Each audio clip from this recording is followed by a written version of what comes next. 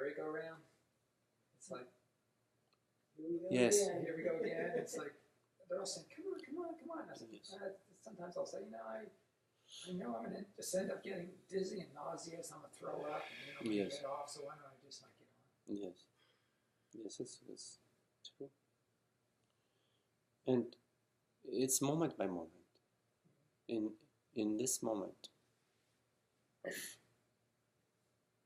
pure, fresh presence, it's God's presence, God's light shining through us. It's this moment by moment of freedom, of noticing the tendency, and you don't need them. You don't need them. Thinking about yourself, what other things about you, and how you should be regretting, hoping, whining, worrying about, oh, I did this last week, why did I do that, what's my problem, blah, blah. All of these are like a way of avoidance or putting a veil on being. And then you don't have a clear vision. Clear vision comes from the emptiness. Our transparency is clarity. Transparency is clarity. And we are this transparency, but we have to take it on, something like that. We have to sort of say, yes, I recognize it. Recognize that it's effortless radiance. That you don't need to, you don't do it. You don't fabricate it, or you don't, it's just, you notice it. It's the self noticing the self.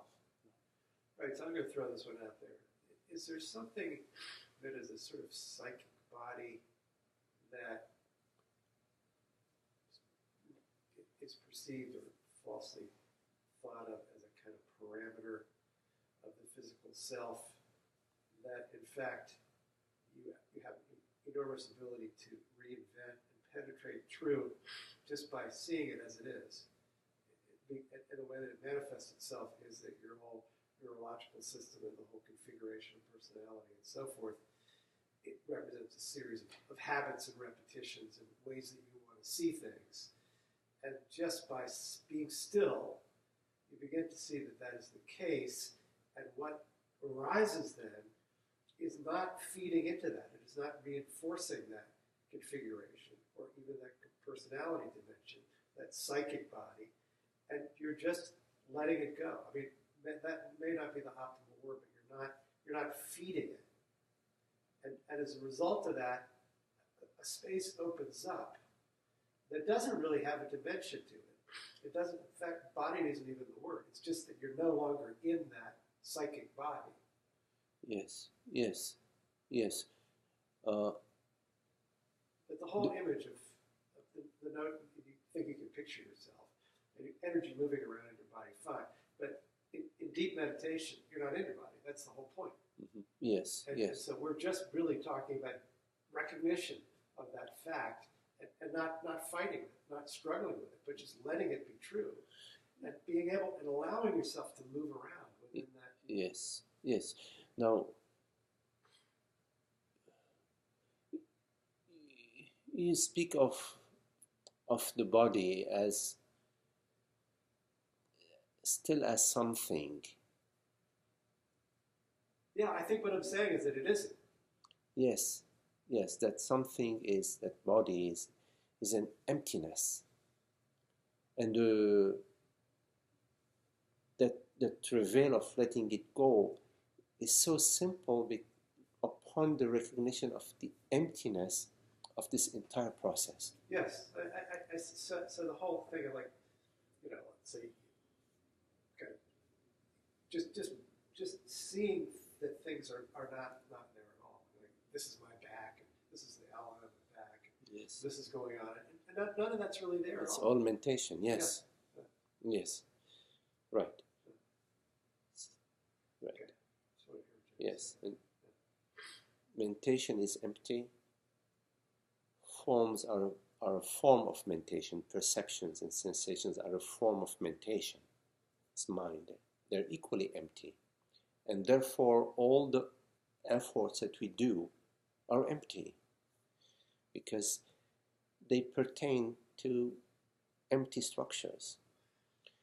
That's a big breakthrough. I mean, because I kind of see now, after we've been through this, that the notion of some sort of an objection to deeper, to real happiness is that somehow it's all kind of wired into this life. Yes. Which is this body and this personality and so forth. And it's all empty. And yeah, wow.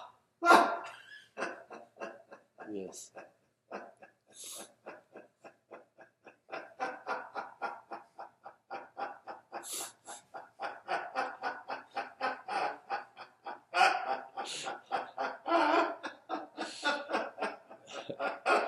Yes.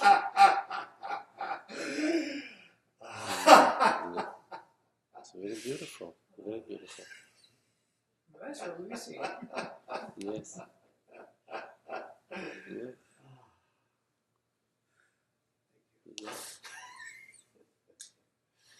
Yeah.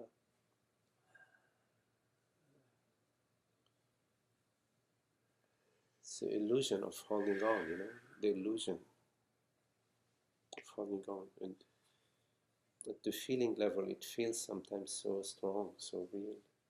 Right, So the you have to- illusion of holding on. Absolutely. Got it. Yeah. Even that strong sensation of Like you actually something. believe you're holding on. Yes.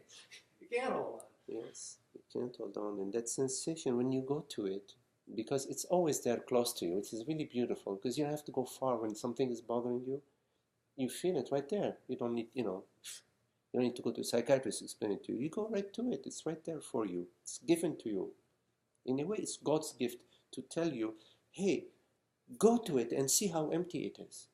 And you can go to it and see, darn, the more you go, the more you find nothing. Even you keep adding, you say, there must be something terrible. There must be something terrible. You're digging, there must be, I want to find it, You find nothing. In the end, you find nothing. And the whole process is empty, which is really beautiful because God gives us these gifts to see the emptiness, so to see that there's nothing happening, which means there's nothing at stake, which is really beautiful. Right. Because when we say something is happening, it pertains to me. Something happening to me, or my partner, or my life, or my car, or my family, whatever. It's extended me because it's me and also me and everything that I identify with. It's not just I'm identifying with the body, I'm also identifying with my family. Some people identify with the government and whatever. There are all sorts of psychosis. It's not just being identified with the body. Some people are identified with their looks or I don't know, whatever. It's with their bank account. Sometimes you talk about Santa Claus, like the question would arise, well, does Santa Claus give out presents? It's kind of another valid question because it presumes that Santa Claus Yes. to begin with. Yes. The Santa Claus is this unexamined or maybe not yet perceived illusion of an actual person, actual character. If you assume it, then you believe it. And I assume Santa Claus, I believe it, and I'm going to live my life making sure I'm writing the best letters, the best gifts, and being a very good boy or girl so I can get the best gifts from Santa. So that's the Santa is this unexamined belief that I am, that I refers to something that is born.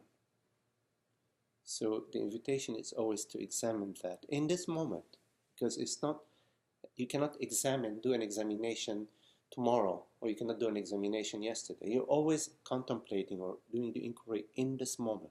Like a scientist in a laboratory is always now, you see, the scientist, whatever research and results a scientist has, they're present now in their hypothesis, in their thinking, in their understanding, but it's present now, so they're looking now. So we look now at the this belief that I am born. So if I am born, then I must know it now.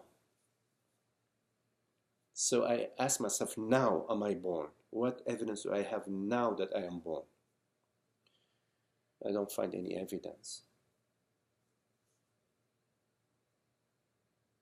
But if you do, I mean, I'm not going to close the door. I said I don't find any evidence. But if you do, the door is still open to talk about it now. What evidence do you have that you are born? One of the things that I see coming up here is this notion that life lessons are sort of something that happens in the mind. And you're keeping this information and you're going to remember this and so forth, and you kind of revolve around that. Mm-hmm. And it's just not there to help you. Mm-hmm. I mean, it's happening. You can observe it, but don't expect it to run the show. Yeah. You know, it's like what may help you in your life, you know, is to you will get a much better gifts from Santa if you wear the Santa hat, not just, you know, on the 22nd, 23rd, 24th, and wear it throughout the whole year. If you wear the Santa hat throughout the whole year, on the 25th, Santa's going to give you the best gift ever. I guarantee you that, you see. So, yes, because it's a constant giving cycle. That's a gift. At the mind level, that's how it works, you know. I do this and that, or, you know, no, somebody says, no, don't wear the Santa hat, no, write him a letter every day. Write him a letter every day. And somebody says, no, what you need to do is this and that and that. At the mind level, it is la la land galore, okay? Outside of waking up to the reality, you are still you're in the Santa world, and mind will give you infinite ways of improving your lot for that day. Once when that day comes, you will be happy. And that's the mirage. So I come back to, you contemplate on what basis you believe, because we have this belief, there is this belief that I am a body-mind. I am a body-mind. Look at that. Body-mind is a form that arises in time and space, that is moving in time and space. On what basis do you believe that you are that something that's moving in time and space? On what basis? You have to look now. Not recite me the story that you read in Cinderella's book, or I don't know what book you read. No, you have to now. What is it that's moving right now? Are you moving right now? Are you existing in time right now? This is your question for yourself, because I don't care about, I'm not asking you so you can answer me. I'm asking you for you to ask yourself.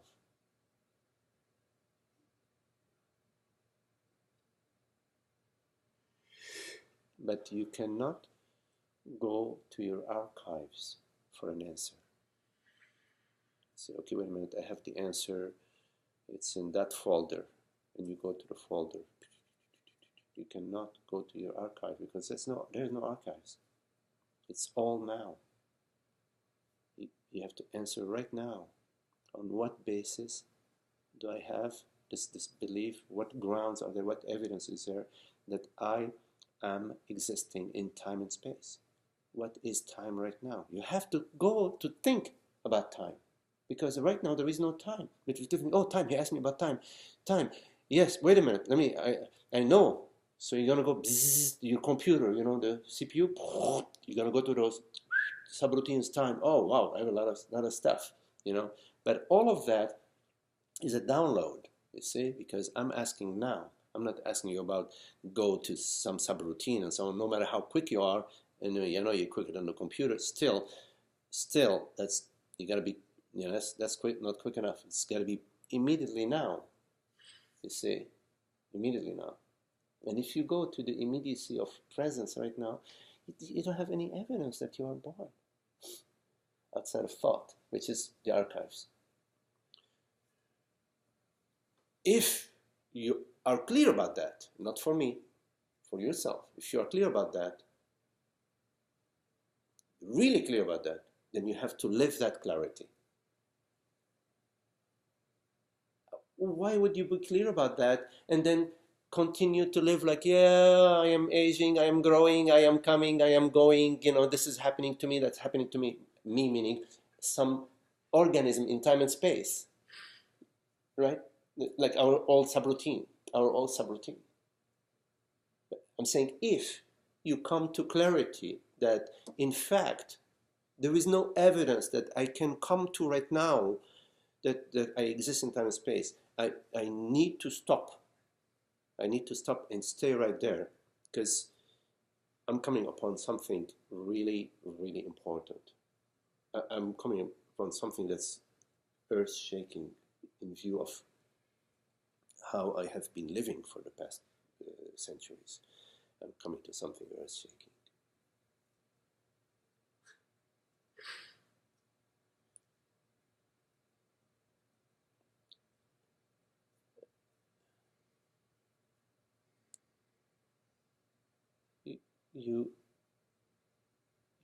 You're not something in something. You're not something in time and space. You're not.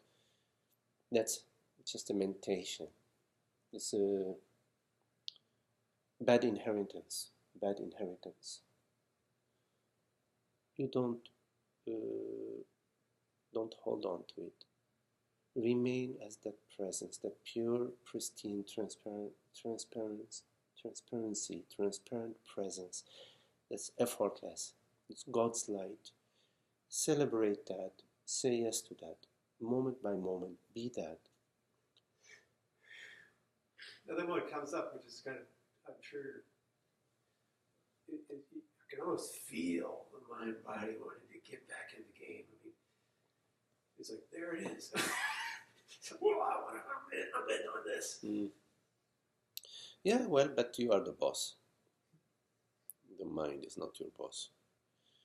It can bark and bark and bark. Say, okay, good, you barked enough now. Just well, that's good. Lay down, play dead, right? Okay, I like that. Yeah, it's not your boss. It also reminds me of the infant or the young child that will throw a tantrum if mom is looking, but mom's not paying attention. Yes, right. You're right. It's like, yes. If you don't pay attention to yes. it, Yes. Right. So, I think. Sorry, John. 1 moment.